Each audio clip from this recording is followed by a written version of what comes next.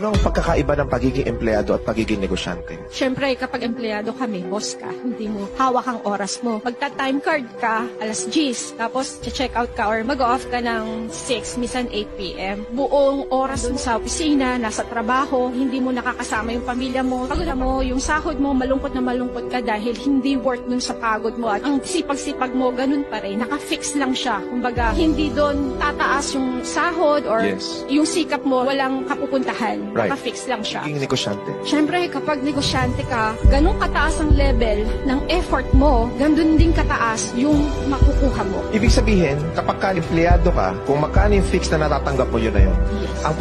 Ang pagiging masipag mo, ang pagiging determinado mo, ang pagiging committed mo, yun ang magdidikta, sky's the limit kung magkano gusto mo kitain. Tapat. Ibig sabihin, kung maibabalik natin yung panahon, ano pipiliin mo? Maging empleyado, maging negosyante? Hello, Love Love! Gusto mo bang mapalago ang 2,800 pesos mo? Well, this video is for you. Ako nga po pala si Nolo Lopez. Maaring napanood nyo na po ako dahil ako po si Lucas ng ABS-CBN's Pusong Ligaw at naging finalist ng ABS-CBN's Tao ng Tanghalan sa Showtime at GMA's The Clash Season 1. Pero hindi ito tungkol sa akin.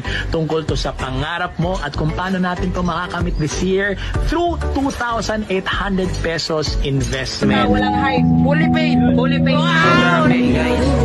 Dahil sa linggo, isa 22 years old, isa sa mga nag-invite sa akin dito. Grabe. Tayo na result sa inyo.